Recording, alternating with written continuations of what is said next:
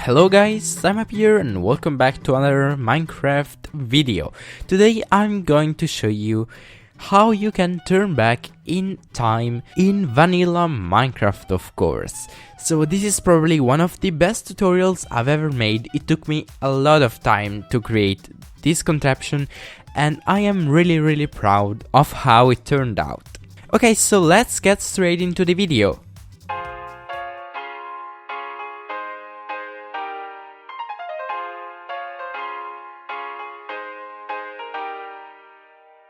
So this was actually an idea suggested by one of you through my submission module. You'll find this suggestion right now on the screen and also the link for this module in the description. The guy who requested it actually asked me if I could go 30 seconds back. I couldn't do it because, you know, some Minecraft in-game limitations, and so it's only 15 seconds. Also, this kind of creation was inspired by Sapling. In that video, Sapling doesn't really show the commands that are needed to make this work, so I had to figure out how to make this on my own. So anyways, let's get straight into the video. Okay, so as you can see, I have in front of me this like parkour with some obstacles and also some water, some soul sand, and here we have the end. I can actually go 15 seconds back in time and actually watch me parkour. So 3, 2, 1 and go. So we have to be careful to not fall, otherwise we'll have to redo it again. That's quite embarrassing, isn't it? I'm so bad at parkour. Okay, there we go. I feel like this is the... Okay, I made it. Now I'm going here. Let's go fast a little bit and boom. Now we have to go and replay. Hit the replay button. If we go back to the start, we'll see that we'll have this clone which is actually doing the parkour for me. Well, it's actually me doing it. So let's go in game mode 1 and just look at me doing my parkour. And there we go, it's in the water, now it's jumping, and now it just ended. It's giving the replay button back to me. If I, for example, hit the replay button now, you will see that it will still do the parkour. After some time it will be deleted automatically. So that was actually the main concept about it.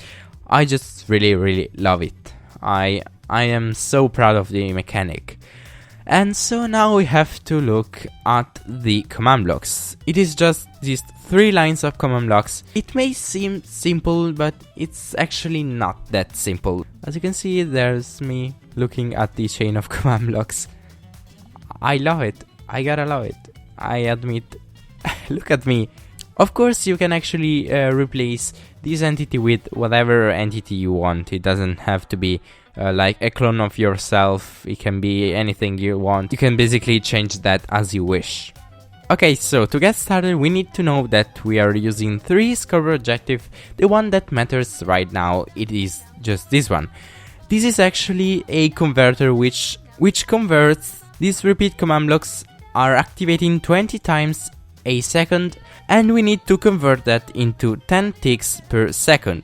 Because otherwise the system would be too laggy, because we are actually storing every second 10 times a second my position and my rotation.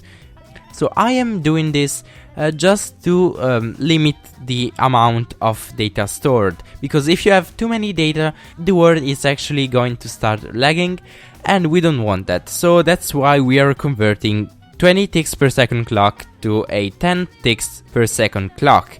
This actually will turn the whole animation to 10 FPS. If you are a bit familiar with animations with keyframes, you know that we'll have 10 keyframes every second. The commands that make this timer work are just these ones.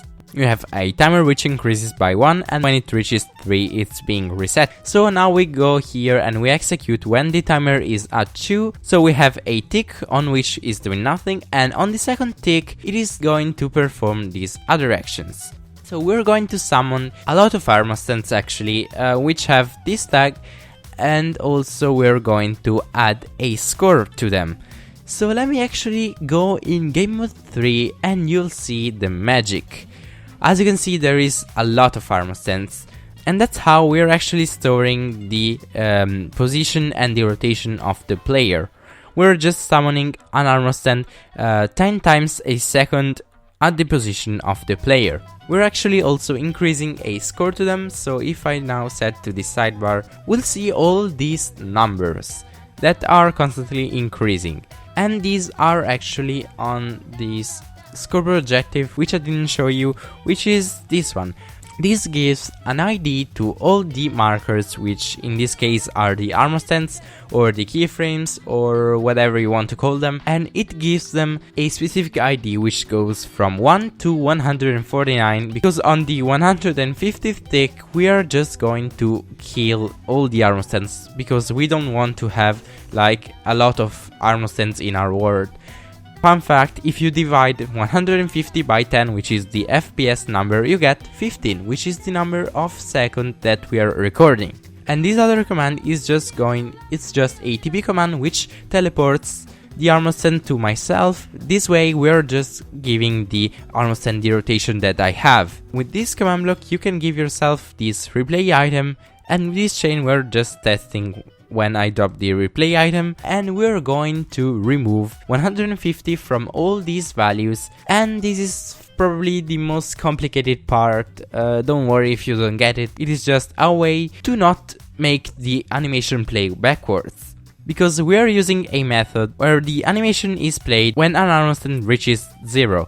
So with this we are just removing 150 so that the armor stand are getting a negative score. So if I drop it, you'll see that they all get a negative score and they are starting to increase. When an armor stand gets a score of 0, you'll see that this kind of puppet is teleported to that armor stand. So I just explained you what happens in the next two command blocks. We're going to summon a zombie which has some tags, and it is also invisible and equipped with some iron armor, and also it has a skull with my username on it. So if you want to change it with someone else's username, you just have to type in here the username. Here we're going to add 1 to the score, so as I said, it is going to increase. This is just another command block which assures that while the replay is playing, we're not summoning other armor stands. So next up here we're just going to kill the item, and in this chain other complicated stuff happens. So when the score is of 2, because we actually use the same timer which converts a 20 ticks per second clock into a 10 ticks per second clock, so we use the same timer because otherwise the animation would be too fast. Since we have an animation which is recorded in 10 FPS, if we play it in 20 FPS the animation is going to be speeded up, and we don't want that since we want to have a very smooth and precise animation. And with this command block we're teleporting the puppet, let's say, to the armor stand which has the score of 0. Then here we're just adding the score back. So the armor stand that has the score of 0 changes score so that he can give his place to another armor stand which will be the next frame, and so on, so on, so on as the animation continues.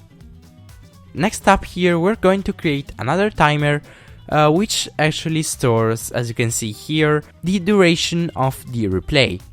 So when the replay reaches 450 ticks, we're giving the item back to the player as you just saw, and we're also going to kill the puppet, and this other command block is also going to kill the puppet. Yeah, so that was a very short explanation of what it is, a very complex concept, but I hope you learned something anyway. Now I want to start running and then try to play it back so we can go back in time, and you know, we can just see ourselves running in my tutorials world. If you are interested in one of those tutorials through which I'm running, you'll find them on my channel. And as you can see, if we go back now, we are able to see the player running. Yeah, it's a pretty cool concept, isn't it? It's looking upwards, then downwards, then it's going to sit in that nice, really nice chair. And then it disappears. So that was it about this video. I hope you liked it, and if so, please give it a thumbs up and maybe subscribe to the channel if you love content like this. I'll see you this Saturday with a new one command creation for you, and until then, goodbye.